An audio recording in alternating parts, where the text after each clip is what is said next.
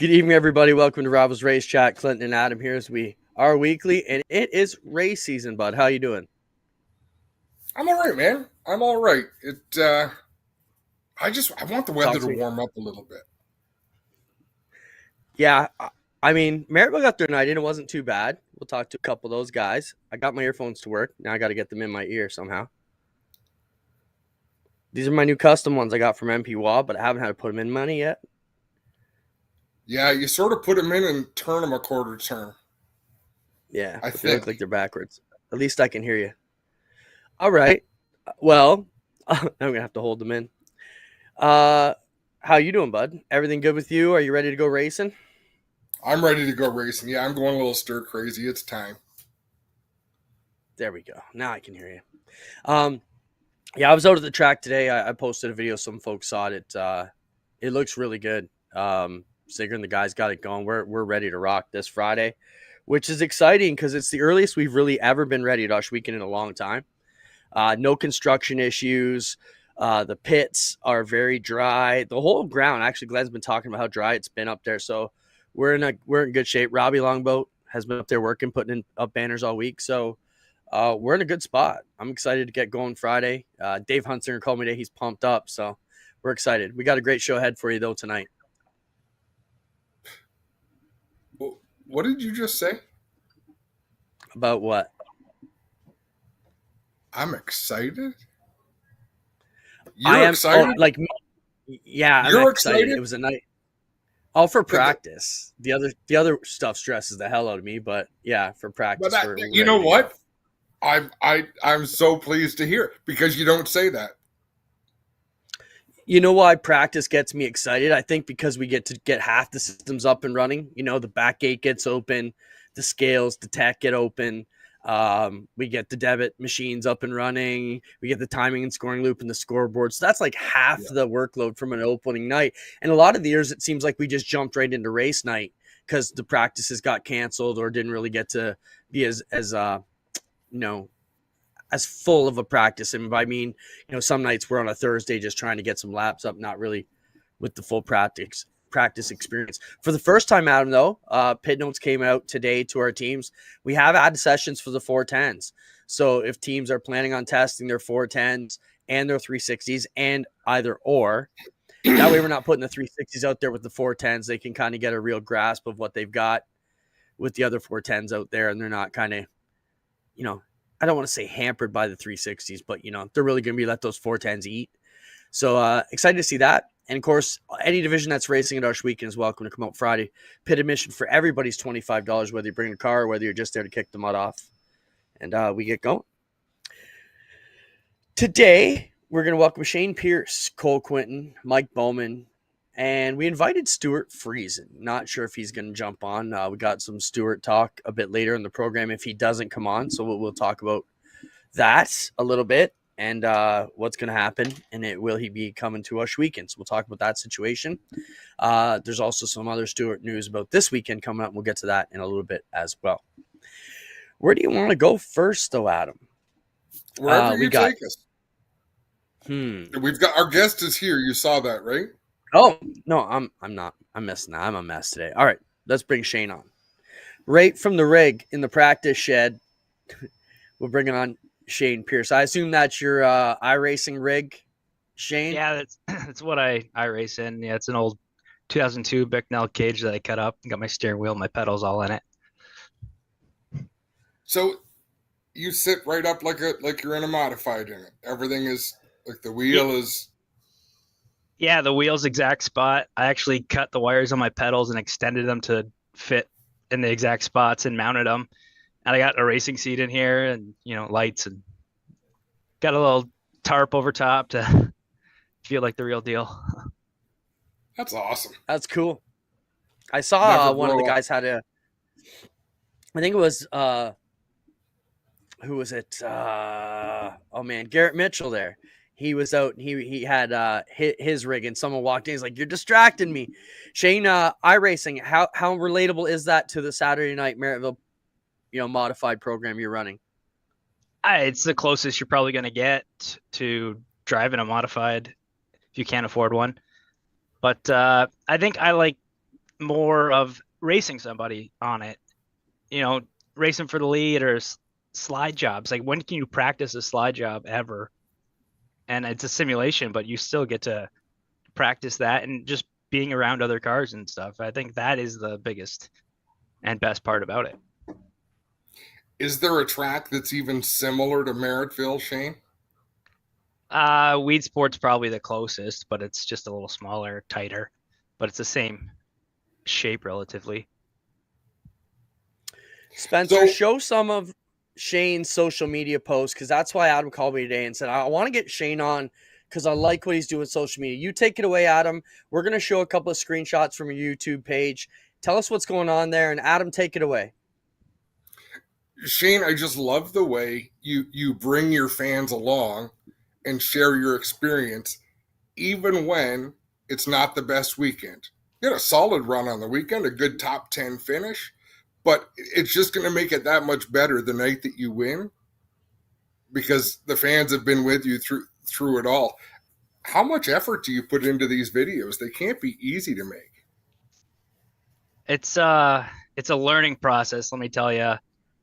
I started doing the videos last year there, got a GoPro, and learning the editing and transitions, and then you add music and stuff that it's not easy to do, and you just take it one video at a time, and one video you just might not like how it turns out, but you just don't do that again next time. But it's definitely try and do it as quick as possible too after the race, because everybody's kind of expecting it that quick, so you got to get it out and just keep on going to the next week. Have you had a lot of feedback from it? Like, are you engaging with your fans through it? The social media part, quite a bit. I married a social media marketing manager, so she helped me along with all that stuff. And the videos, the views have been going up. The more things you always search what's trending and what needs to be done analytic wise, and the views seem to go up once you follow those trends. You might not like most of the trends, but sometimes you got to do it. Man, we might have to talk to you and your wife and see if any of that would apply to G-Force and the stuff that we do. Yeah, I'm sure it could. Did Shane, you were one of the Race 101 students. It's not something we talk about on this show very much, but a lifetime ago. God, it was almost 15 years ago. Yeah. Now that you've been through so many years of racing and you know how much effort goes into it, do you ever look back at some of the stuff and think, okay, I see why that was important, or I really embraced this part of being a race car driver, being a persona? Yeah, of course. Actually, I was thinking about that today when you messaged me. You realize how or why you and Anne-Marie and Tony were preaching the things you did back then to keep us relevant, really. People don't know what you're doing unless you get out there. And we have way more tools now than we ever did back then to use in social media platforms and stuff like that. So, and sponsorship proposals, that's huge. Like that, I took that for granted forever. You just take the old approach, door knocking, but it doesn't work anymore. People just want to read an email and go on with it. And you guys were teaching us all that back then, and probably didn't pay attention enough then, but I really use it all now. Shane, let's talk a bit about what viewers will see on your channel. If they get on the channel, it's not just you going laps, like you mentioned, editing, transitions. What are you trying to give, the non-drivers, I guess, each week in your videos? I keep trying to do more of just in-car. As you go, you get a little behind the scenes. You get my actual take on the night. Like I give you a little run through on it, and I'm trying to get more, behind the scene pit stuff. But when your wife's not at the racetrack, you got to do it yourself, and the car is the main priority. So sometimes you have to do that instead. But you try and do that as much as you can, and just keep everybody engaged, because there are people that do want to see it weekly, and they keep coming back to watch it. It's just, Shane, you're a face in the crowd. There's 23 modifieds there on Saturday. You're one of them, one of many decent cars that could go out and have a good run. But these things that you're doing set you apart. Like I mentioned it to Clint. I'm just so excited for you because as you grow and as you go, you're going to build a big following. Yeah, that's the goal. The biggest feedback I've got is if I have a bad night, I talk about that. I don't just post the good stuff. And if there's a bad night for myself or just in general in the race, that still gets posted and that still gets explained. And I think that's the most feedback I've had about it. I'm going to have to look at your video from this week because I got to the GSR shop today at lunchtime, and Flanagan and Winger, and they were all passing around your in-car. So I know you had an adventurous Saturday night. Shane, let's get back to Patricia for a minute. You mentioned your wife a couple times. You know, you met her in the last couple of years. So, you know, by then you're already a racer. You're diehard, not giving up your weekends. You're not going to no weddings. You're not going camping. You know, talk about how, I guess, fortunate, because I know how great Patricia is, but how fortunate you were to work it out with someone who kind of jumped into this life that she didn't have, and now she's immersed in it and one of your biggest cheerleaders and trying to push you to greater heights. That's pretty funny you bring that up because I guess I wouldn't even call it a date, but the second time she ever came to the races for the very first time she's been to a racetrack, and I ran second in the feature and modified, which when she was coming around, that was pretty rare. So I think she got hooked just by watching then. And yeah, she understood what it takes to be in the shop and race weekly. Like it's a part-time job, full-time job, really, after hours. But she's embraced it, and she designs my apparel. She guides me in most of my social media stuff. She's always does my sponsorship proposals, graphics when I need them. She's on top of it, and she's got her own business too, Picnic social media company, and she's busy with that. And sometimes I can tell I'm bugging her when she does it all day for work, then I'm asking her to. But she's a good sport, and she puts up with quite a bit with me in the shop all the time. Where can our fans find you, Shane? I try and be relevant everywhere. Of course, Maryville Speedway. Handles?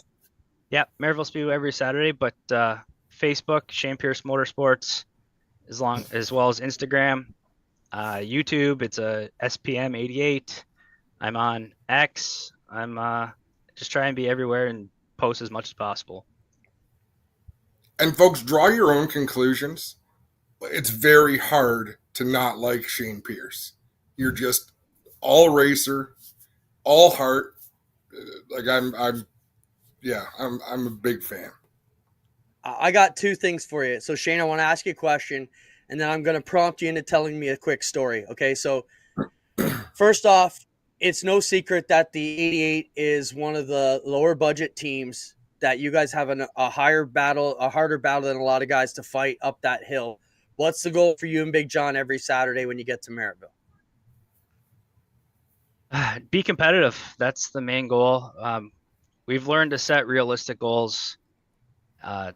Win obviously is there, but I mean, realistically, top 5, just be there, finish every race. And like mechanical failures have gotten us in the past, and we've done a lot of things to prevent that. And if we load it up on the trailer, honestly, that's a pretty good night for us most nights.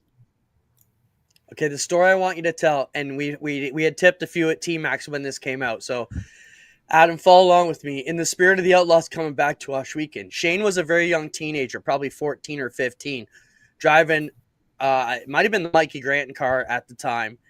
We were all drinking back in the camp, and Jack Hodenschild was there. Jimmy Hanley was around. Actually said, who was that kid driving that 88 car? Man, he was like the penetrator. He was just sticking it in everywhere.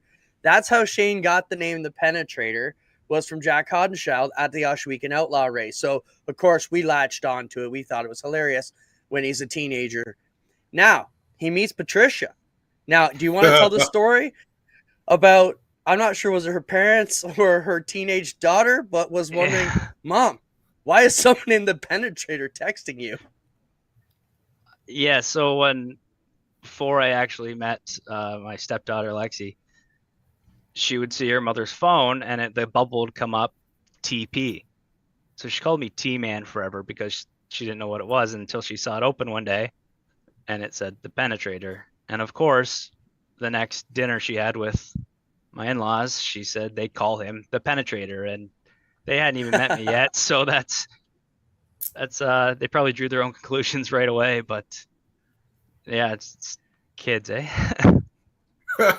Don't worry. Hey, She Jack married you. Cottontail, She made an honest man of you. You're all right. You're all right. Yeah. So, tell Patricia we said hi. Thanks, Shane, for joining us. Good luck the rest of the season. And, man, it's a long one. Maryville's got to grind. So good luck, buddy. Thanks a lot, guys. Thanks for having me. Take care. Thanks, Shane. One of the good guys in the sport for sure. And we've got a next one we're bringing on. Another one of the good guys. That means next week's going to be all bad guys. Whoever we get next week, they're going to be bad guys. We really should, because we throw a lot of praise at the guests that we have, but it's always relevant. It's always real.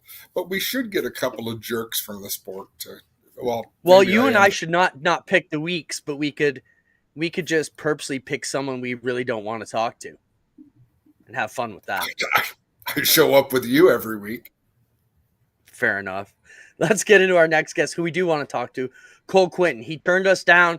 We were like, the stalker. We were not giving up on him. We told him, you got to put the tools down. Cole's joining us from the GSR shop, where he's working on the NASCAR team with Glenn Stiers.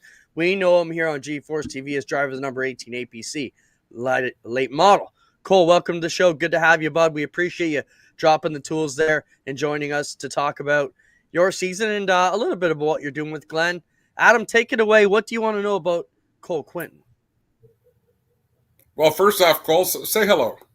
Hey guys, I appreciate you having me on. Yeah, thankfully, Jeff let me put the tools down for a little bit. We're working away hard. We got a good group of guys here, just trying to get Glenn's stuff for ready for CTMP. So took a little break, and I told Clinton, I was like, I don't know, I think maybe another week would be better, but he said Glenn will probably love it. So had to make sure I had the shirt visible and everything else. So I appreciate you guys having me on, though. And thanks for calling me a good guy, by the way. I appreciate that. I know some people may disagree, but if you guys think I'm a good guy, then I guess that matters.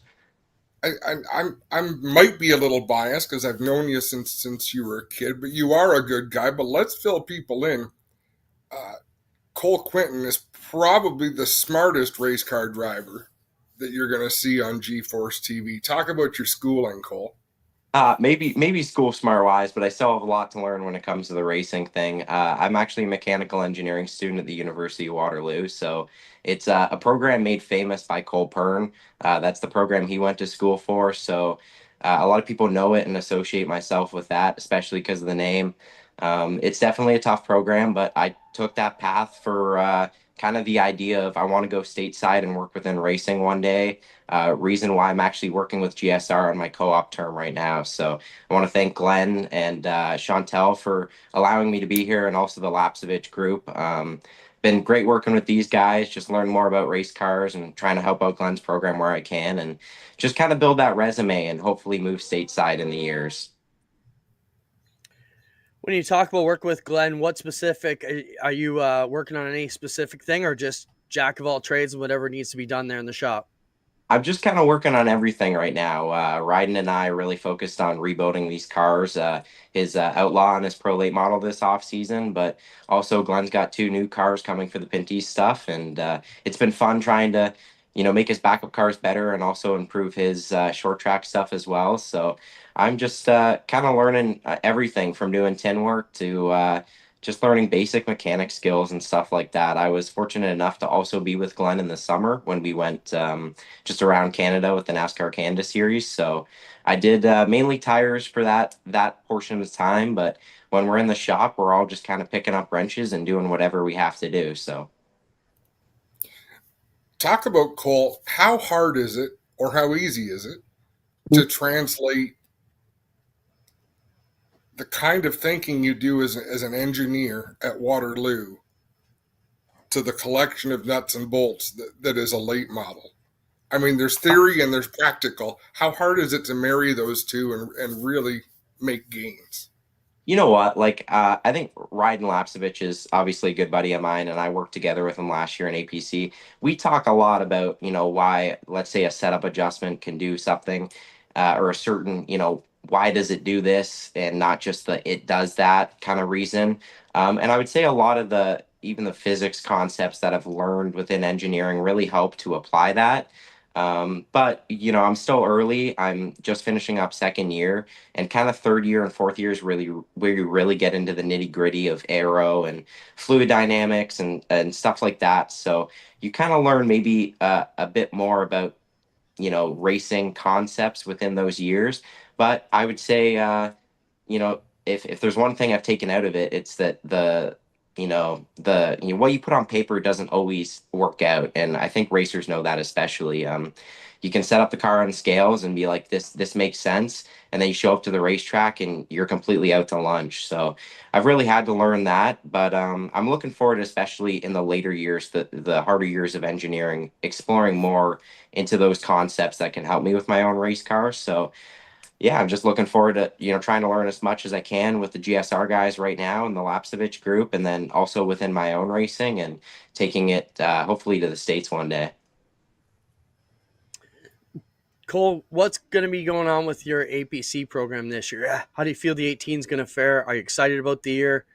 How are you feeling about going into that season? I'm really confident in my group of guys this year. I got an amazing group of guys: Gary Colling, Sean Koenig, Kyle Edgar, Adam Hagen, my brother Nolan, Nick Spellick, Susie Spellick, my parents, everything they do for me.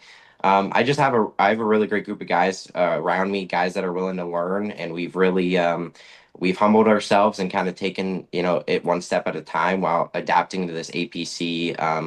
I would say kind of adventure. It's a tough challenge. These guys are good, so. Luckily this year, we're working with the McCall Racing boys and Paul Ginioli, and he's been fantastic for me.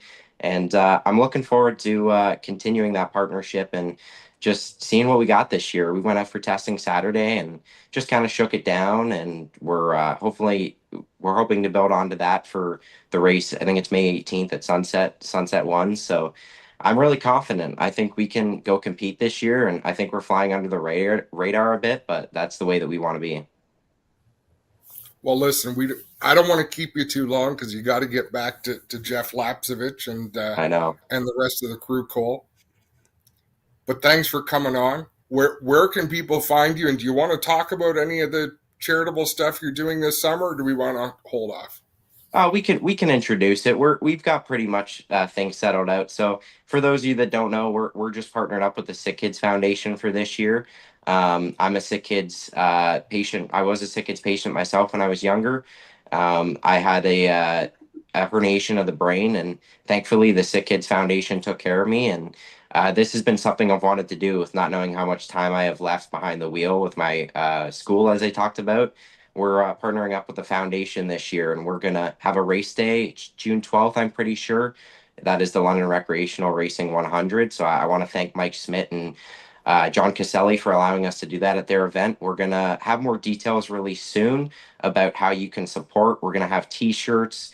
We're looking to get teams involved, even sponsors involved, to try to make all the proceeds of the shirts go to the Sick Kids Foundation, so we can chip in and really just have a good race season, and really try to drive that, that it's just bigger than racing sometimes. And if we can use our platform to help out in any way possible for a charity such as the Sick Kid Foundation, that we're gonna come together as a sport. So kind of put our differences aside, and I don't want to make it just something about Cole Quinton Racing doing this. I really want to try to get the other drivers involved and teams, and hopefully build it up into something great. For sure. Now, this is important. J.R. Fitzpatrick says the first step, Cole, is learn to brush your hair. Whoa. Did you say that in the comments? That's J.R. Fitzpatrick in the comments. Jeez. Well, he's talking, but I don't know how much longer he's going to have hair. So maybe we'll come back in a few years and, I'll see. But I'm getting my hands dirty and my hair dirty here, obviously. So JR's probably sitting on his couch right now, sipping a tea. So that's easy for him to say. But no, knowing him, he's probably out in the shop working on that 44 car. But he should be building that 84 car, that Prolate, to make sure he can keep up with us this season. So thanks for the comment, JR. But I don't know. Well It's said. awesome. Thanks, Cole, for stopping by. We'll see you live on G-Force all summer long in that gorgeous 18 car. Get back to work, and good luck in the upcoming weeks. We will. Thank you, guys. I really appreciate you guys having me on. Thanks, Cole. These APC kids keep stepping it up. We see this great new program for sick kids. We saw what Connor Priticoke did last year for the Children's Hospital London. It's great to see these young kids doing what they can for the community and putting themselves out there. Cole's a kid. You pointed out a couple years ago, Adam, to keep your eye on this kid, and I don't think all of Ontario quite knows it. But when you talk about the people he's working with, what the goals are, the education, the time behind the wheel himself, I think he's hitting all the right check marks to be in the right spot. That's something. Speaking of, I got so much to say. It's amazing if you give someone the opportunity to let their personality come out a little bit. And you and I didn't do it. We failed in talking to Cole. We got great answers. But you mentioned J.R. Fitzpatrick, and all of a sudden the sarcasm and the personality comes out. To me, that's the gold, right? We did that a couple weeks ago with our media day, and that's what you want. You want to get a driver in their comfort zone just to start spitting out whatever it is they talk about, whatever they're most comfortable doing. And if it's chirping someone, so be it. But I just think that's so cool when we get to see personalities, because you don't get that. I don't even get it from the tower. It's just a bunch of race cars going in circles. And we talk to the drivers when we can. But for them to come out and share their personality is pretty cool. Yeah, I think we are fairly lucky that we've been able to develop that system of full access. Even before we had G-Force and the cameras, we were always, even when you were the trackside reporter, people don't know this, but 20 years ago, you were the one down the infield running around, and I was in the tower running the deals. So I think, we've always tried to bring that other side of the driver out. Now with G-Force, we get to do with cameras. So it's exciting. Do you want to trade back? Excuse me. I'm going to have to soon. I'm getting old. I'm kind of bored of the tower. I'd like to chase accidents and let you put up with Greg. You say that, but you wouldn't. You'd have to get dirty. And, you have to put up with my kid, Jack. It just wouldn't be good. Where would people bring the ice cream? We got a few other things to get through. Spencer, did you just get the last two videos I dumped? They were, throw those screenshots up. So this was something I found on the internet, obviously, Adam, about AI crew chiefs. Shut your mic off, Spence, if you can. So this is someone who posted, I just did a radio show about using AI as a crew chief. So they're asking ChatGPT questions about the race car. They came and asked me after hearing I was using it at Paris Speedway. Here's the biggest mind blow I've had with it. Okay, so let's get back to it. Basically, he took a screenshot of the video of the car he was racing. Show that screenshot, Spencer. Sent this screenshot into his ChatGPT AI program. Now go back to the other picture, Spencer. I took a screenshot of Cole's video of the car during the race and showed it. It immediately evaluated, took every piece of information it could see and started giving ideas to address it. Now that's some serious C3PO technology. I told Chet a radio show had asked me to come on after hearing, okay, no way, that's badass. I'd love to hear how it went. So they're blending old school dirt track racing with AI crew chief. I want our teams, if you use ChatGPT, and Adam, I use this in a lot of ways. For example, I'm trying to think of a way we've used it in the past. I will take the schedule, for example, when I'm doing a press release, give it as much information as I can. So if you put your setup sheets into your AI, I want someone to do that. Take a screenshot and say, hey, my car is pushing. And AI is coming back with real world usable technology like, hey, maybe you need to try a softer spring in the right front. Maybe you need a bit more stagger in the right rear. It is insane what AI is going to be able to do from the crew chief side of things. Now, I know you got your stupid ass Adam Ross smart ass face on, but I want your genuine opinion of what you think of this technology before It's you going to give me your surprise you. bullshit answer. It's going to surprise you. I think it's cool. I think it's legit. At the same time, there's still got to be. AI cannot successfully give you a race car setup to a condition because crew chiefs can't do it. You know what I mean? The smartest people in the world are still making changes and going out to test their changes. So there's always going to be, just like Cole Quinton said, with book smart versus real world, put it to the track. But do I think it's cool? Yeah, I think it's cool. Do I hate it in terms of it could take over for announcers and for PR people and media people? Yes. Well, it already I is don't doing that. love that. Yep. Like, that's the beauty of where we got with Chat GPT already. I mean, I can put we can schedule in and ask it to make a quick press release about a situation, and the more detailed information you get it. But I mean, if you're not playing with this for anything, I tell you, get on there. It is insane what you can do with it. It even gave me the jokes about Adam, but here's what I'm saying it can do, Adam. I believe if you have all your information into it, like just say, hey, I have to be running this on a right rear spring. I have to be running this for, tire pressures. And the track is doing this and my car is doing this. It's not going to be perfect, but it can give you suggestions as to what may get you back to where you want to be based on the information. I just think it's amazing.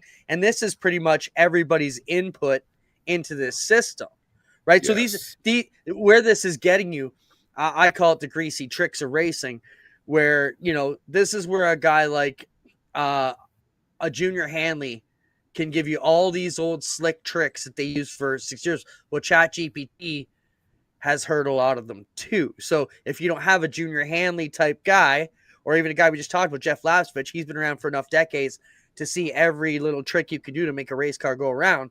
ChatGPT's got it all if you got no friends, if I can put it that way. It's just, yeah. I thought it was interesting that it can give you that type of information, and it's crazy what it can do. So I just thought it was super interesting. Let's look at a couple of videos. How about You Can't Say That, Spencer? This is where we talked about, I was showing this to Joel. This is golf related, but at the Masters, they can't say certain things. Play it, Spence, if you can. Flipped up at Augusta. There are things you shouldn't say. Fan is a big one. In their eyes, it's short for fanatical, and they don't want to refer to the people that are out there as being fanatical. That's why you hear people say patron. You could probably say spectator. You don't say driving range. It's a tournament practice facility. You could probably get away with back nine. The saying is the Masters doesn't begin till the back nine on Sunday. But if you said back nine on the air, you would get reprimanded. You'd get a little, because it's the second nine. You don't want somebody to say he's playing the backside really well, because back nine's close to backside, and backside is just far too colloquial. Somebody famously said, what's giving him problems here is the wind.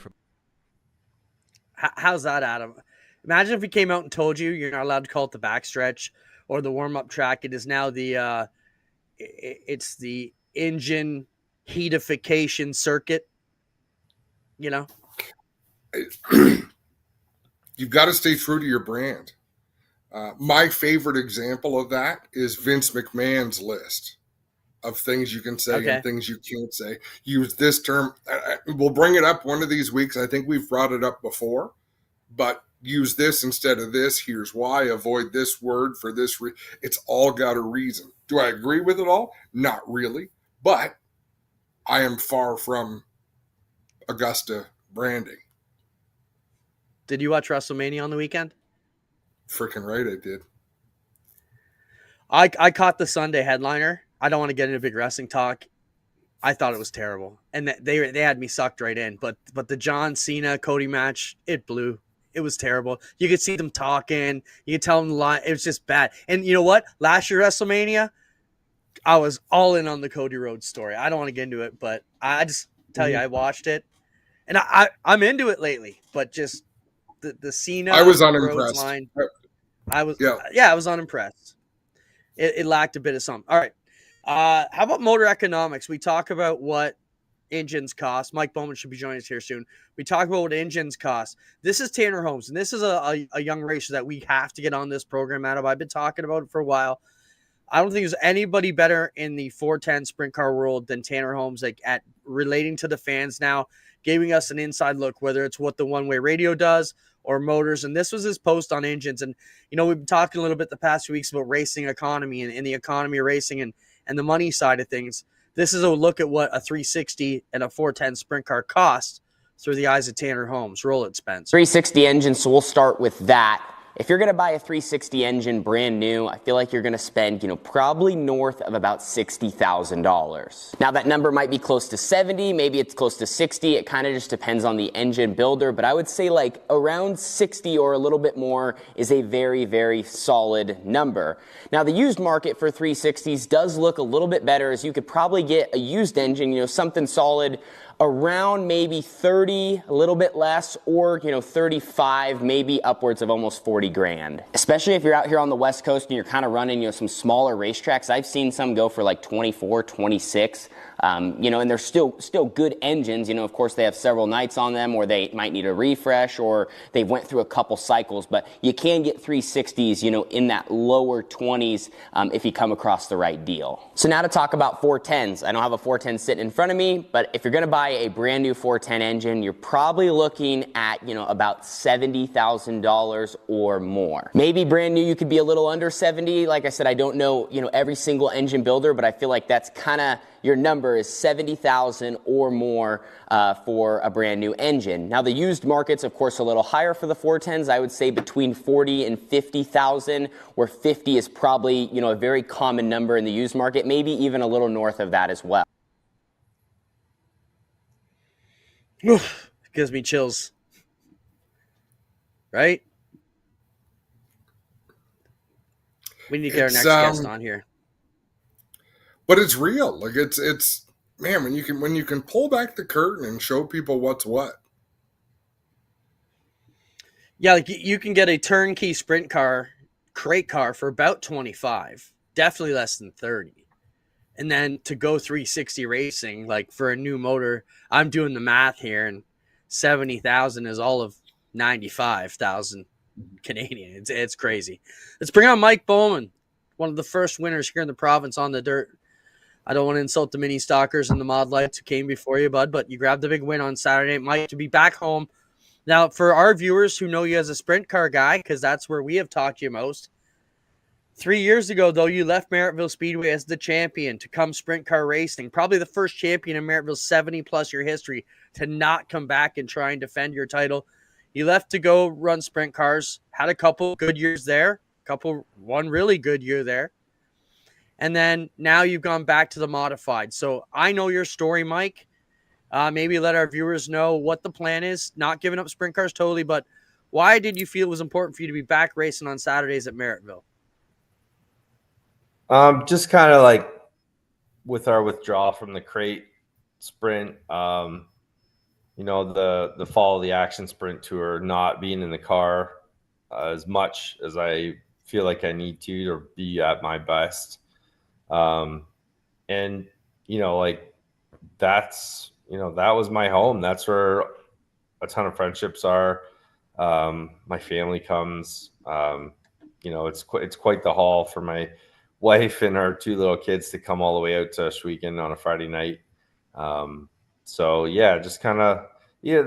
business is in St. Catharines as well. So, a lot of our customers go to the races on Saturday nights as well. So it's nice to be able to give them somebody to cheer for, at their home track as well. And Mike, that's the name of the game. You and I have talked a time or two ages ago about marketing and partnerships and where it's at.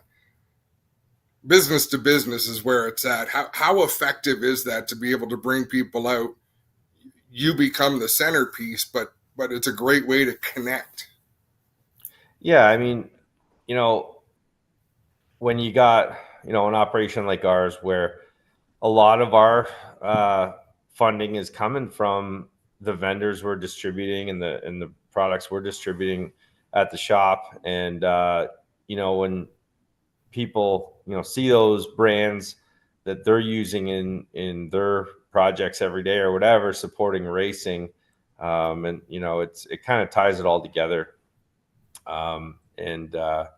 Certainly, we don't see the customers out at the res like we do at Maryville. So it's just a little more local for what we got going on at MBR. So it doesn't interfere at all with our 360 program and what we got going on Friday nights. So it just keep me in the car a little more and connect with our customers and our local fan base a little more.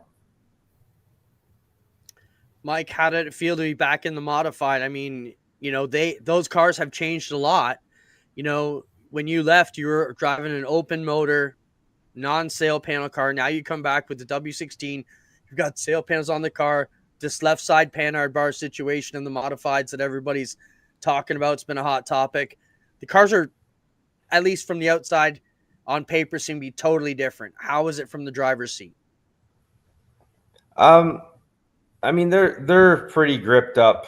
I kind of like, everyone's like, well, what's so different between a mod and a sprint car? Like, and I kind of compare it to like, picture racing a muscle car. Like, it's a lot heavier. It's still got some horsepower. It rolls a lot more. So it's like kind of like racing muscle cars versus a sprint car being more like a sports car. Big power to weight ratio, very nimble, does what you really need it to do in the corner most of the time. And I don't know. It was I wouldn't say it was a whole pile. That's a great different. way to put it.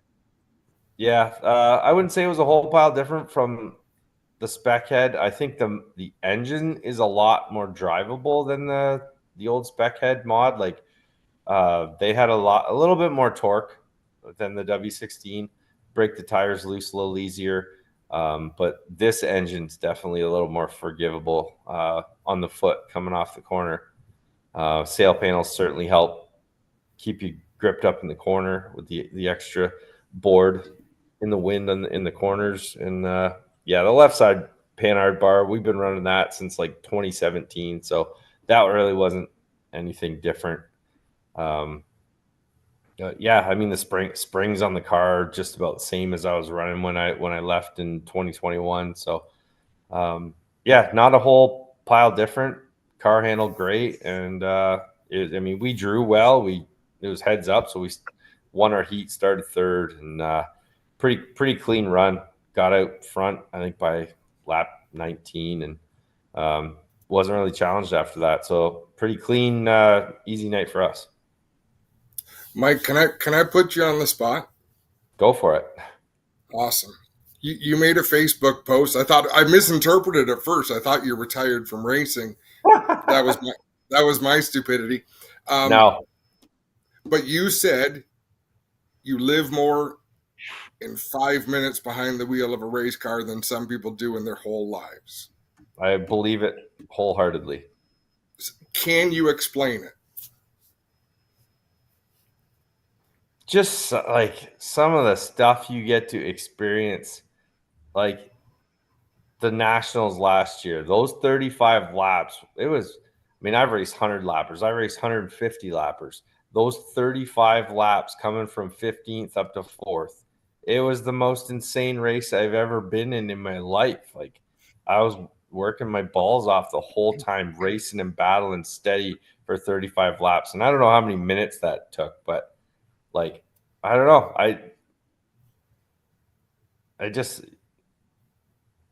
I see some people that live a very simple life, and I'm just like, man, you're really missing out, because like just some of the feelings you get when you're in that car and when you have a great night. Like, man, when we won the Nationals, like it's just it's when, and not even the interview and the fireworks and all that stuff after. It's like when you come off 4 and you see those flags and you've accomplished another goal, it's just like so worth it. That's cool. As I said, that wasn't an easy question to be put on the spot to answer, but I thought the quote itself was pretty freaking cool. Yeah. Mike Fran wants to know, double duty Saturday. The SOS sprints come into Merrittville, and you just won the modified race there last week. Is that the plan? Yes. That's pretty simple.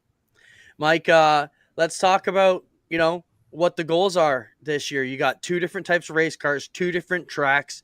You were the champ at Merrittville. We just got Mike his ring. Spencer, do you have those pics? Show them quickly. I was able to take Mike his ring on the weekend. We finally got them caught up. And Yeah, they're it's a great awesome, honor to by have the you as way. a champ, bud. Thanks, man. It's cool to be able to get you guys your rings. We finally got them caught up. So the other champs, I got all your rings, call me. But Mike, what's the goal? Is it to win 2 championships on 2 nights in 2 different cars? No, I mean, I got a lot going on, right? I mean, between work and family life and racing, like, it's very difficult balance. So I like to try to race as much as I can while still maintaining the balance. And if we're off a week out of this weekend and then we catch a rain out the following week, or say we rained out, then we're off, then we catch another rain out, like shit, you're 3 weeks out of the seat. So we need another option. If we rain out on a Friday night, we go racing Saturday night.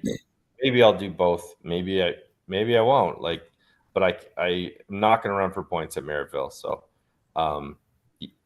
we go, even if we win again Saturday, like my dad's having an 80th birthday party on the 31st of May. So I definitely will not be there that night, no matter what happens. So, I think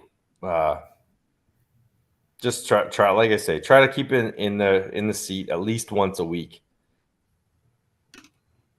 Okay. And how notwithstanding Daryl's birthday party, if you're still in contention, and we catch a rain out, yeah, I don't know. Just saying. If you weren't going for points, you should have parked it opening week, and then you'd just be out. But no, I think I think you got a long way to go, Mike. Let's talk about. Are we really talking about points on week 1? Like, come on. It's like talking about practice. I got guys. I know it sounds ridiculous. If the race ended like this, Mike Bowman would be your season champion. Yeah. Okay, I got one last question for you, Bowman. Yep. Okay, you had a dominating performance at home at Merrittville. Mm-hmm. All those people saw you dominate as you grew up.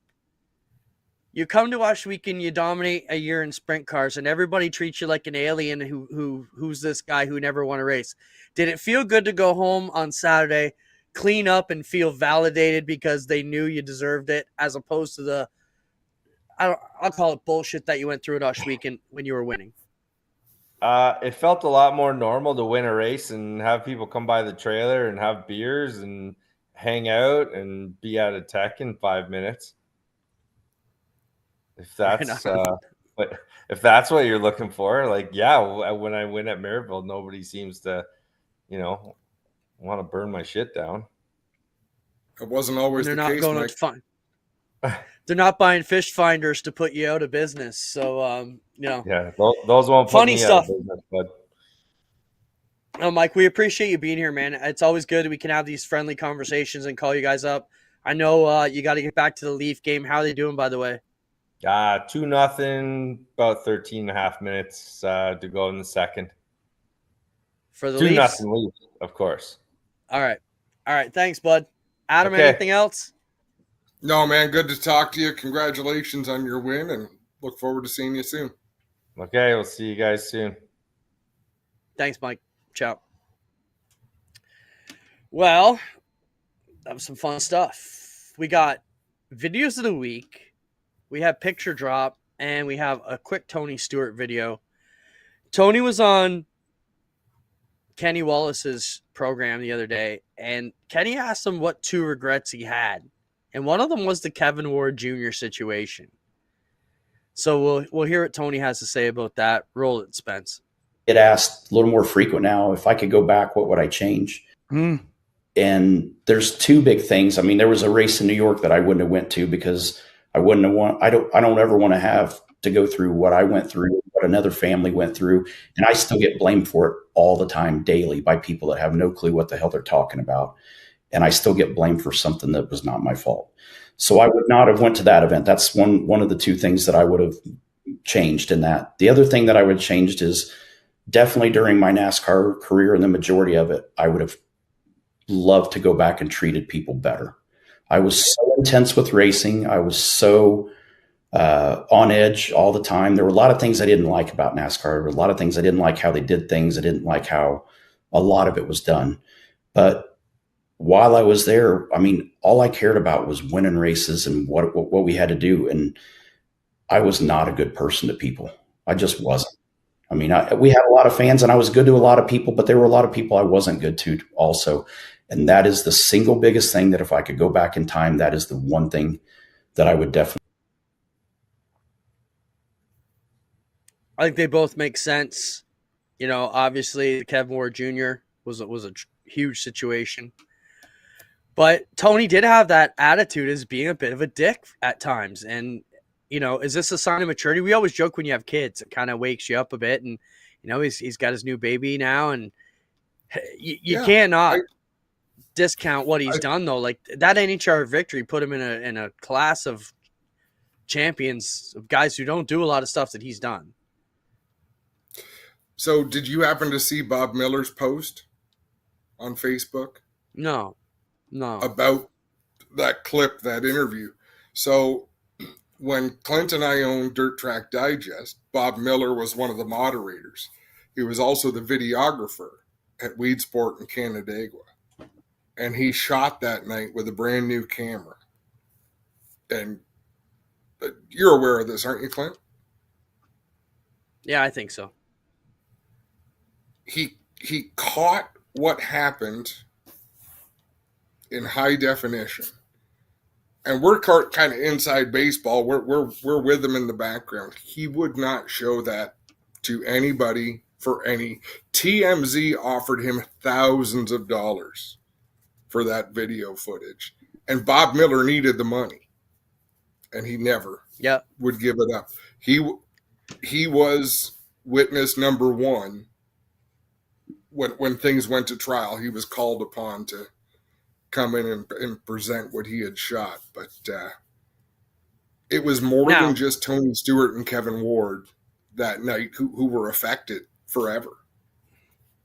No doubt. I know some people who were in it. I mean, I interviewed Kevin Ward Jr. the night before. They raced at Oshweekon Speedway, and he was on the podium.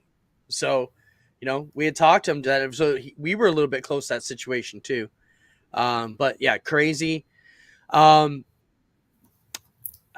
I go back to the TMZ thing. I mean, we faced it when we lost our hill at Oshweekon. It seems like none of these media outlets give a flying shit about us until there's tragedy or a major story, and then they all want to be our friend. And at which point, it's good that Bob told them no, obviously for legal reasons or whatever. But you know, why do we have to paint the sport in that light if that's the only time the major media cares about us? That's not cool. So I just thought it was intriguing to hear Tony talk about, you know, things he would change and you know, make sense. Videos of the week, Burger Barn coming back strong later in the year. We're still running our Burger Barn videos of the week, and we got picture drop. Let's have some fun with picture drop first. These are just photos we collect over the week, and Spencer said we better roll through them quick. Roll them, Spence. I'll try and narrate. Oh, this was the controversial start to this week's Formula One. Did you catch it, Adam? Nope. Piastri and Verstappen this is the photo that Christian Horner showed to FIA post race to try and prove that Max was actually a nose to head. Max cut the corner across the inside of the turn and got penalized, actually costing the race a 5-second penalty on lap 1, turn 1. And just crazy. So if you watch that, check it out. Keep going, Spence. What else? Adam, this was a NASCAR from about 20, 30 years ago. I think that's Andy Petrie in the background on the left. But the point of this picture is look at these cars. They were metal works of art coming out of these NASCAR shops. Like, look at the rolls on that thing. Look at the fenders. This is before plastic bodies. That is all hand fabrication by masters at work to squeeze every centimeter they could to still fit the templates. Let's go. What else? Okay, this is one of the F1 races that's being proposed. I still don't know whether it's a joke or not. Saudi Arabia is running a new circuit, features a 20-story high opening corner. It's something right out of Mario Kart. Adam, go back to the other picture, Spencer. And it is crazy. Look at that top picture.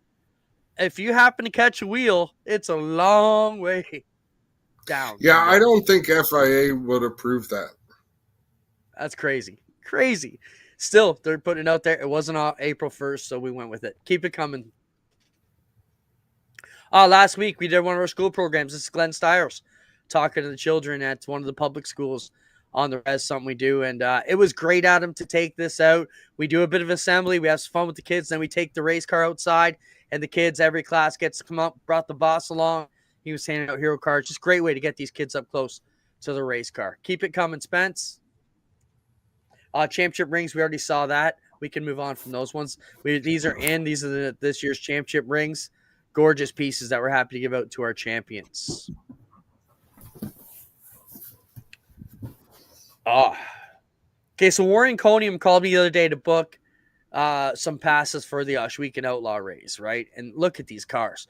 So this is the Champagne car being prepared for the Snake, Warren Conium, to drive it. There's another picture, but we got to get Conium on here if we can. Can you someday. pick Warren out in that picture? Yeah, he's right there beside the car. He's easy to pick out in that one. Go back to the previous. Oh, I'm not convinced that's not my dad in the yellow hat. Yeah, there you go. Could have been. Because it almost looks like my mom right beside him. They were good friends of the Coniums. You know, you're not wrong. That's about the height of Bob, and that's definitely your mom's hair. All right. That's cool. See there? You didn't even know that was coming. What else we got? Oh, this is neat. It's just a photo. What they didn't know. 61 wins, multi-time cup champion. 93 wins, 4-time cup champion. 36 wins and a cup champ. 83 wins, 7-time. Just look at that picture. That's when they weren't kids with money. That's when they all earned their keep before they got there. Quite the era back then. What else, Spencer? Crow's birthday the other day. Happy birthday, Brian. Hopefully your back's feeling better. We tried to get him on the show. We were away. He buffed me off and said he wasn't coming on until Adam was back. I hope you had a shitty birthday, Brian. I love that, kid. man. All the best, buddy. Yeah, Brian's awesome. Talked my face off for about an hour.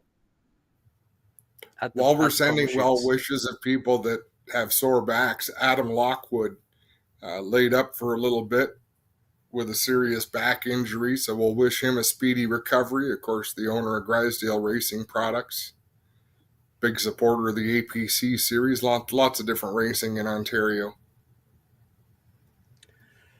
All right, any more pictures, Spencer? Oh, this is why they call it the catch fence. It actually caught that car up in the air. That perspective doesn't show it all that good, but wow, it's up there. What else? All right, let's jump to the Burger Barn videos of the week. Let's have some fun. I don't know what we got now. Let's see. Okay, so this is a rally car in 98. Okay, kind of like the NASCARs of today with that rear trailing arm that controls the kind of where the positioning of the rear tire. So they break down, they take the part off, and they use a rock to fix it. Brilliant. Stages to do before they could change the wheel, they needed to straighten the track control arm, and the experts they consulted recommend. So no tools on the side of the road in the middle of the rally. They pick up giant rocks, smash it straight, put the tire on, and go finish the stage. Wild stuff, right? That's cool. Like old school shade tree 70s shit my dad taught me with our first race car. All right, what else we got? Made over the line, 5 two-seaters. The first Formula One two-seater race into Redgate, the first corner, then onto the Crater Curves. Tarso Marquez leads from Brazil. Now we're riding with Nigel Mansell. 2 cars ahead of him as he comes out of Coppice down the long straight. That's Jonathan Frost. He paid £30,000 to be there, and he's enjoying it. But now Paul Stoddart leads in the only red car. Watch it, Nigel Mansell going through on the inside, and he takes the lead as Tarso Marquez pulls out of the race, and he's on fire. His passenger is literally having a hot seat. Last corner coming up. Alonso leads, Mansell challenging, Stoddart is in 3rd place, and it's surely going to be Alonso winning the race. Oh, look at that, look at that. And Mansell looked perfectly all right. They were very, very lucky indeed. You wanted the Formula One experience. You got it, buddy. How wild is that? You know what 30,000 pounds is? It's What? like $50,000 back then. So what is it now? Like, that's crazy. But hey, if I could take a ride with, Alonso and Nigel Mansell, why wouldn't you, right? So Friggin' right. pretty wild. What else, Spencer?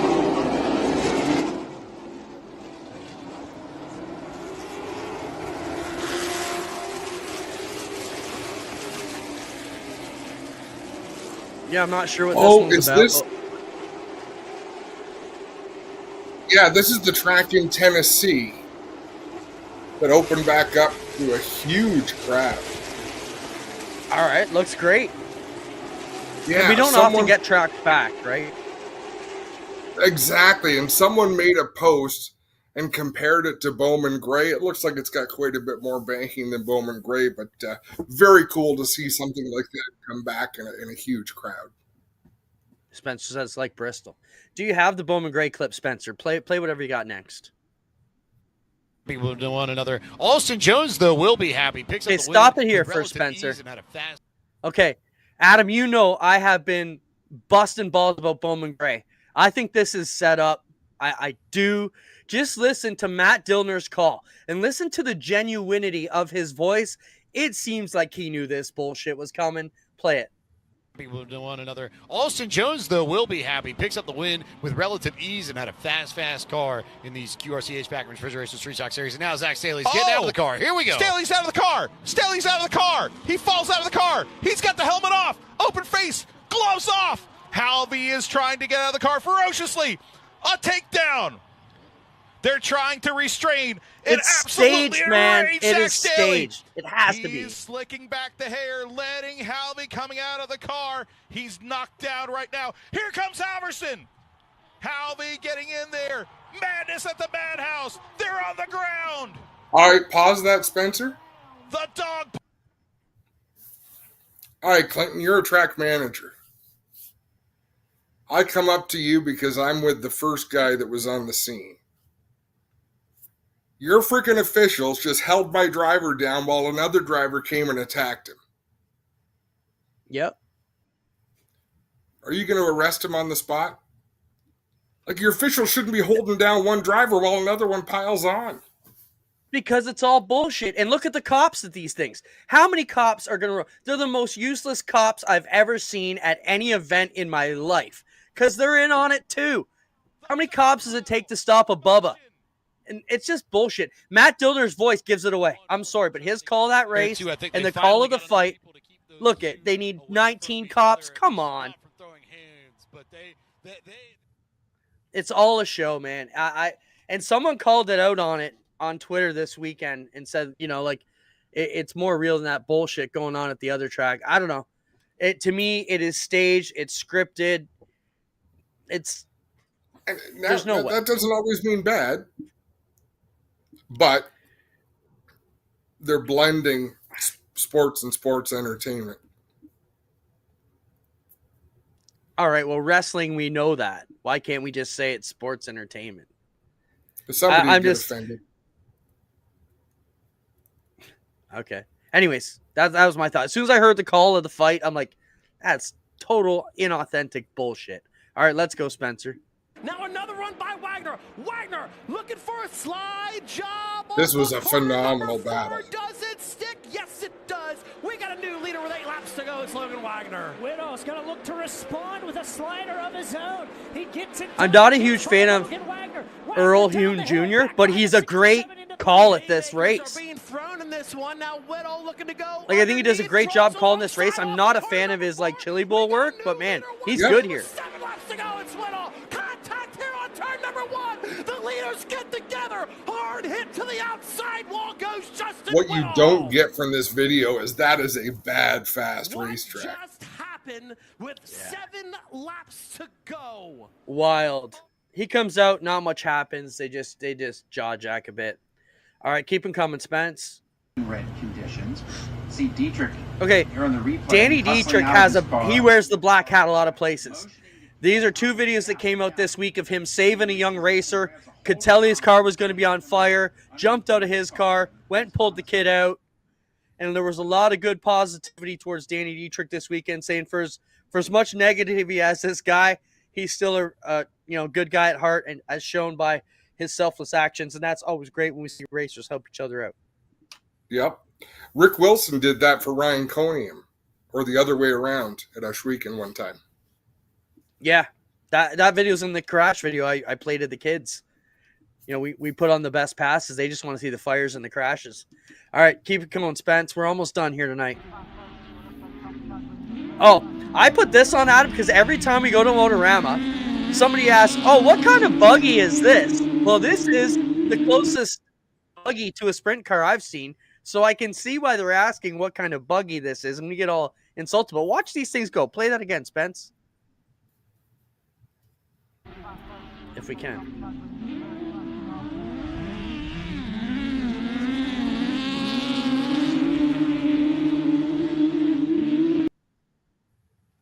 Listen to slide jobbing each other. I don't know where that is, but those are some cool dirt buggies. All right, what else we got? One more to go. For lunch, take the 30s, 40s, and 50s bumper cars out. Pretty cool stuff, man. Check these things out. They're moving them out. So these are old bumper cars. Here they go. With a 900cc Kawasaki Ninja motor in them. Just getting them lined up. Thanks for watching. And they're street legal in some states. Jesus. Florida. It's got to be Florida. I thought the same thing. The only place you can drive your golf cart anywhere in the state. Oh, we made it through, bud. Are you coming to practice Friday? I'll be there. Yep. Yeah. I think Connor's going to have the car out, so. All right. Don Speece asked me last week if I was coming to Merrittville practice. My answer was I don't need to practice watching racing. I see enough of it, but so I would understand. Connor's coming out cool. I think we're going to have a good car count. It seems like everybody's busting to get out there. So we will have gates open at 5 o'clock, cars on track 6:30 to 10 o'clock Friday. We don't start streaming for another 2.5 weeks. May 9th is when we're up and running. So it's we're there, bud. Let's do it. Yep, I'm ready. Good Thank show. you, Spencer, for everything. We appreciate our guests stopping by. As always, let us know who you want us to talk to, and we'll go out and find them. Thanks. We'll talk to you soon.